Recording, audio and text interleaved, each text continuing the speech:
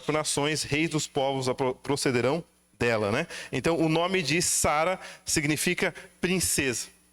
Então, naquela época, você não escolhia o nome pelo nome da moda, né? Mas é um nome que combinava com o filho, que combinava... E era uma profecia, né? Então, Jacó era enganador, então você dava um nome importante para o teu filho, um nome que fosse simbólico, que representasse para ele, né?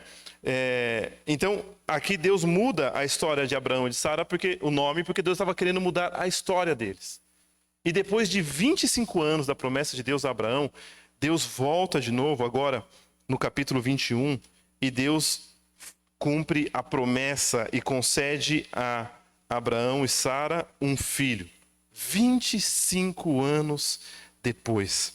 E o verso 6 diz assim: E disse Sara: Deus me deu motivo de riso, e todo aquele que ouvir isso vai rir juntamente comigo.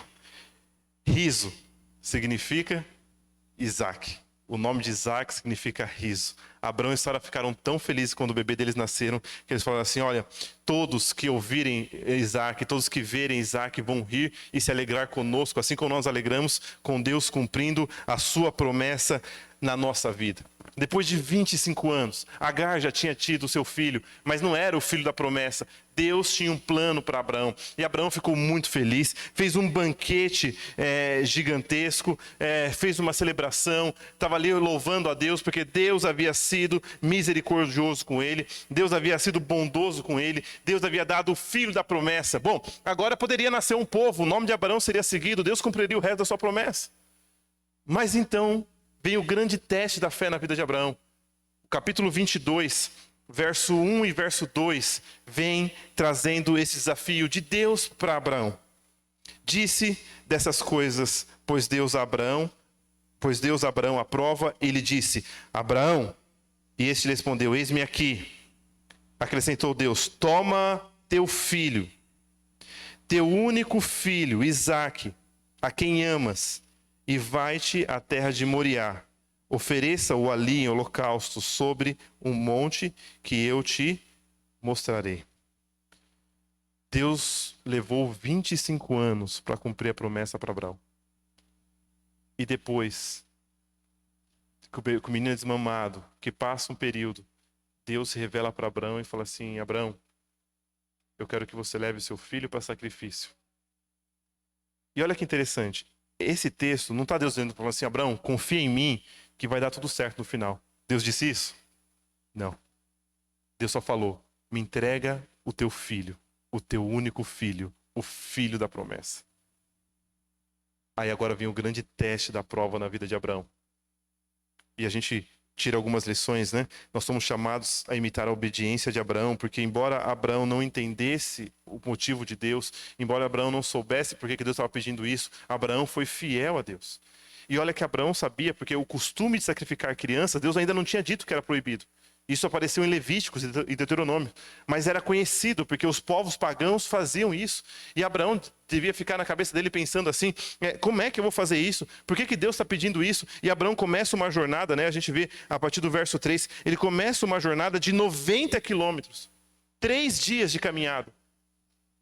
Abraão, Isaque e mais alguns servos o acompanhando durante essa jornada. E ele não conversava, não falava, eles estavam caminhando, tentando entender o que Deus queria. E o filho foi obediente, foi seguindo.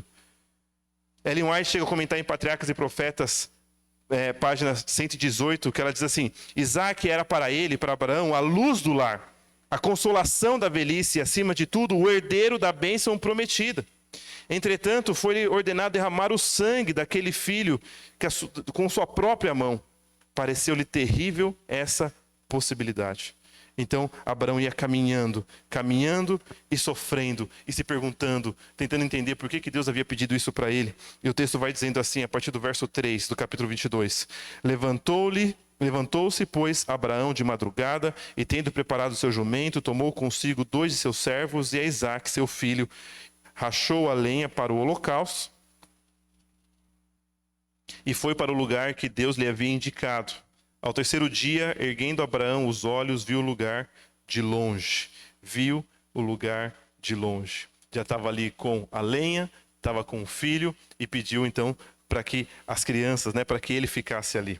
Queridos, a nossa caminhada com Deus, por vezes, nós somos levados a situações extremas. Extremas. Nós somos confrontados a decidir e obedecer aquilo que Deus pede, mas que não é natural das pessoas do mundo. Eles não entendem, eles não apoiam. Eles pedem para que você ande em outro caminho. Não faz sentido que você não aceite esse emprego por conta da sua fé. Não faz sentido que você deixe certas amizades por conta da sua fé. Não faz sentido você querer se preservar para quando você se casar, poder oferecer tudo o que Deus tem ali no meio de um casamento. Não faz sentido você talvez passar 1 ou 2 anos a mais estudando para poder se formar. Não faz sentido você ser fiel. Não faz sentido você seguir o caminho de Deus. Mas Abraão sabia o que ele estava seguindo o caminho de Deus, porque ele já havia passado tempo com Deus. Deus já havia se revelado para ele lá no começo, falou: Abraão, sai que eu vou te mostrar. E se passaram 25 anos, e 25 anos onde Deus mostrava que estava com Abraão, cuidando dele, cuidando da sua família. Então, quando Deus pediu esse grande teste de fé, Abraão sabia em quem ele confiava, porque ele conhecia Deus. E ele não saiu procurando alguém que pudesse confortar o seu coração, dando outro caminho. Ele falou: bom, Deus me deu a direção, Deus sabe todas as coisas, e eu vou seguir o caminho de Deus. Veja, aqui não tem uma promessa que Deus falou assim: Abraão, sacrifica o seu filho e eu o ressuscitarei. Abraão, leva o seu filho e no final vai dar tudo certo, confia em mim. Não, Abraão leva o seu filho e sacrifica ele ali. Era essa a fala de Deus. Mas Abraão sabia que mesmo que o filho não viesse, mesmo que ele tivesse que sacrificá-lo, ele confiava que Deus teria poder para ressuscitá-lo. Ele sabia que Deus faria alguma coisa. Ele sabia que Isaac era o filho da promessa. Sabia o que Deus queria. Então ele seguiu no caminho de Deus. Porque ele tinha relacionamento com Deus. Como nós precisamos conhecer Deus. E a gente conhece Deus, irmãos, não é só ouvindo sermões aqui na frente. É passando dia a dia com Ele. É orando na nossa casa. É pedindo força para nossas lutas. É nisso que a gente vê a mão de Deus dirigindo a nossa vida. É nisso. Se nós não nos prepararmos antes, quando chegar a prova, a gente não fica de pé. A gente não fica, a gente não se sustenta. Nós temos que estar preparados para a crise, né? E não se preparar só quando a crise bater a porta. Mas aqui a gente começa a ver, então, a postura de Isaac. Um menino novo, que podia muito bem ali dar um Pelé no pai, né? E fugir. Mas olha só o que diz o verso 6. Tomou Abraão a lenha do holocausto e colocou sobre Isaac, o seu filho. Ele, porém, levava nas mãos o fogo e o cutelo. E assim caminhavam ambos juntos. Quando disse Abraão ao seu pai, meu pai, respondeu Abraão, eis-me aqui, meu filho. Perguntou-lhe Isaac, eis o fogo e a lenha, mas onde está o cordeiro para o holocausto? Respondeu Abraão, Deus proverá para si, meu filho, o cordeiro e o holocausto. E ambos seguiam juntos. Aqui Isaac tinha cerca de 20 anos. Isaac podia muito bem fugir do caminho do pai. Mas os dois estão caminhando juntos. Eles iam fazer um sacrifício e não tinham animais. E Isaac sabia que alguma coisa ia acontecer. Deus proverá. E eles foram caminhando, passo a passo, passo a passo. Era uma verdadeira desonra, né? Os filhos maltratarem os pais. E fugirem, e desonrarem os pais, e não seguirem os seus caminhos.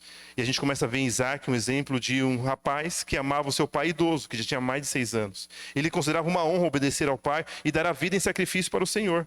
Quando Deus nos pede ou nos ordena algo, nossa primeira reação é nos fechar em egoísmo. Mas Isaac e seu pai entregaram a maior oferta que qualquer um pode dar. Eles mesmos e tudo o que eles possuíam de mais importante foram entregados a Deus. Então Isaac entregando a própria vida e Abraão entregando o seu próprio filho.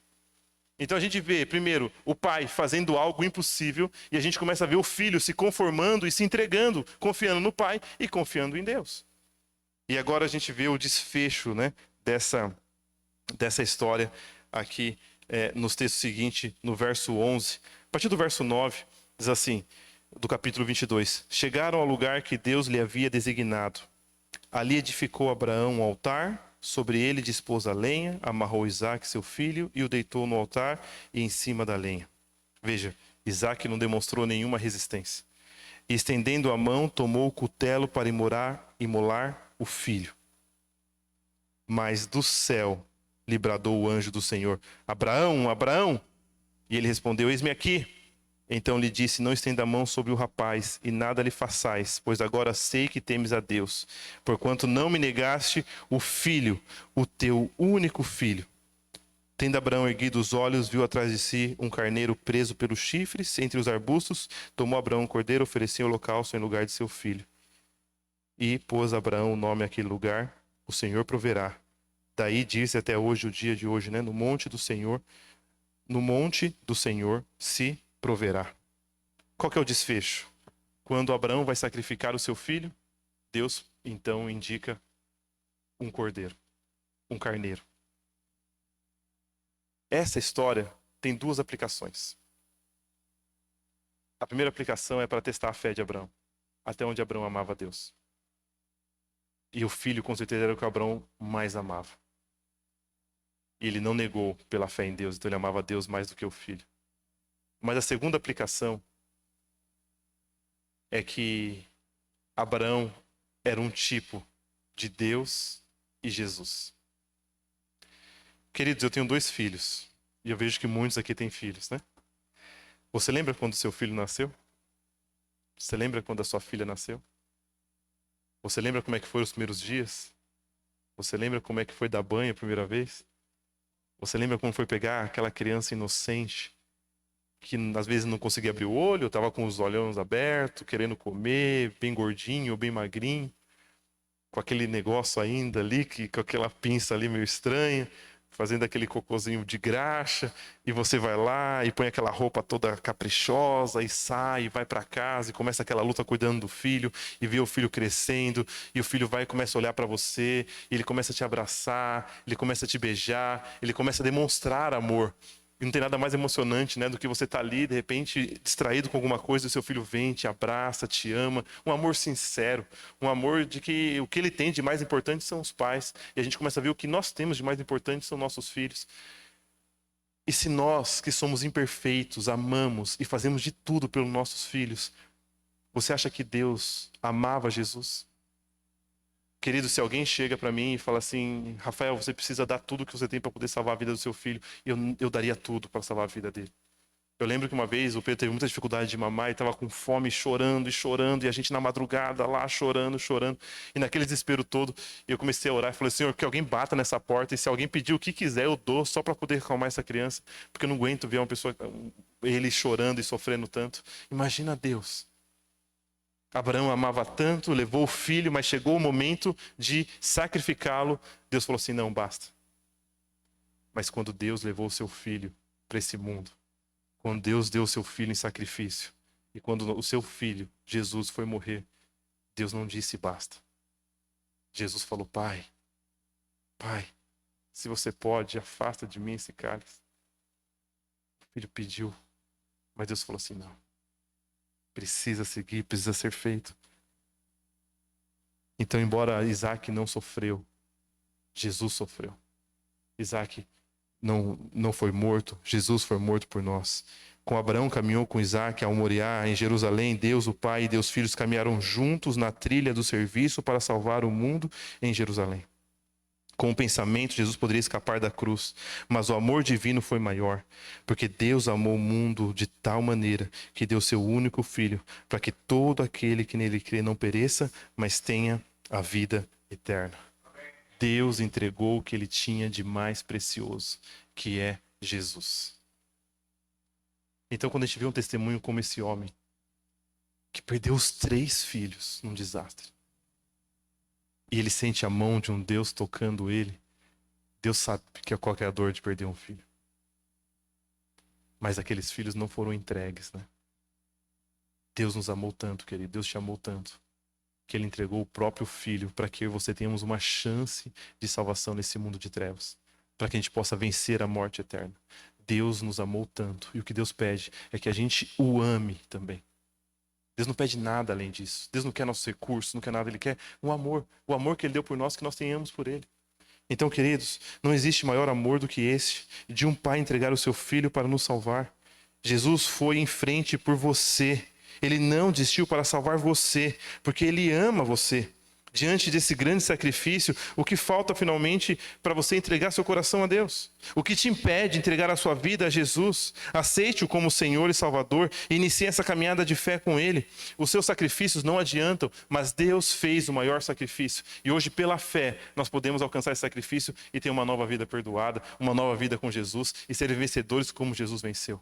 Abraão não matou seu filho, mas Deus sim sacrificou o seu filho por mim e por você. Mas Jesus não ficou morto, ele ressuscitou, venceu, e glória a Deus por isso. Queridos, Deus te ama mais do que você ama o seu próprio filho.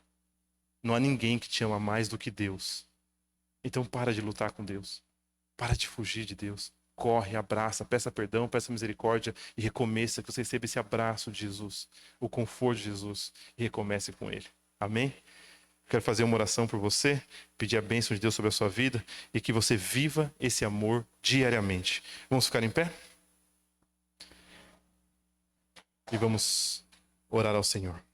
Senhor nosso Deus, obrigado por Jesus. Obrigado porque o Senhor, naquele dia para Abraão, não deixou ele até o final. Mas aquela angústia que ele passou, a luta que ele passou, representa um pouco do que o Senhor passou também quando foi entregar o seu filho para morrer por cada um de nós. Jesus morreu por amor. E eu oro ao Pai para que cada um dos nossos irmãos aqui na igreja, quem está acompanhando essa mensagem, que possa experimentar um pouco da profundidade, do poder desse amor de Deus por cada um de nós. Às vezes na vida, na nossa própria família, às vezes com o nosso próprio pai, a gente não sentiu um amor verdadeiro, Senhor. Nós sabemos que nosso Pai Celeste nos ama e nos ama de maneira perfeita e de maneira completa. Então, Pai, que esse amor nos dê força. Que esse amor nos faça amá-lo cada dia mais. Que esse amor nos ajude a entregar nossa vida completamente ao Senhor. Nos dê coragem para nos amar e nos entregar ao Senhor. O mundo diz que é loucura, mas Tua palavra diz que é o certo. Que ficamos com a Sua palavra, Pai, e seguimos o caminho que o Senhor tem para cada um de nós. Eu entrego cada um aqui em Teus caminhos, cada um em Tuas mãos, suplicando as Tuas bênçãos e a Tua graça sobre todos. Que eles possam experimentar o Teu abraço nessa noite e o Teu amor. É o que nós pedimos em nome de Jesus. Amém. Queridos, que Deus te abençoe, te guarde, te dê um excelente descanso. E amanhã, 7h30, estamos aqui para mais um dia da nossa jornada espiritual. Até amanhã, que Deus abençoe.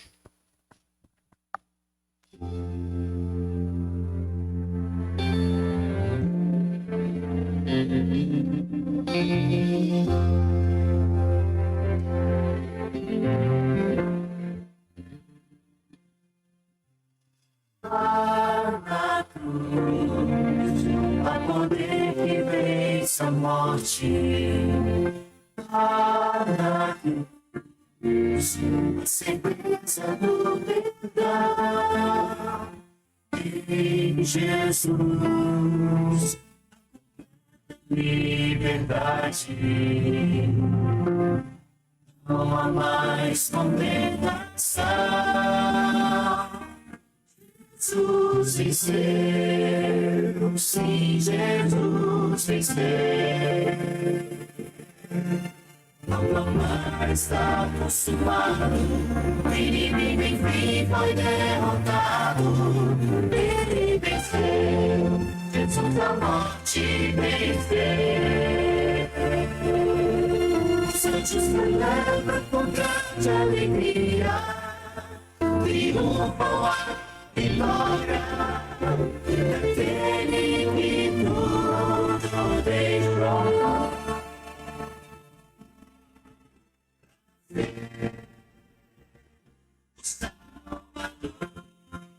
Não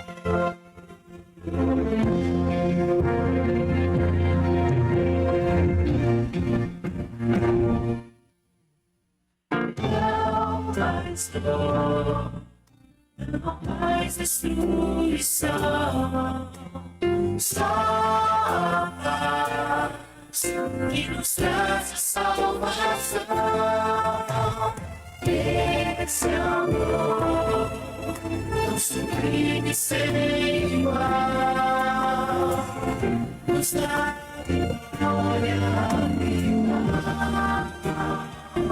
Jesus Deus, sim, Jesus,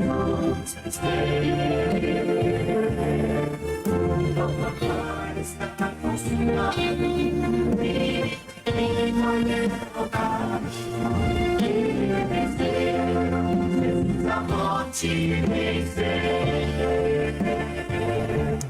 Os anjos celebram com grande alegria, Deus.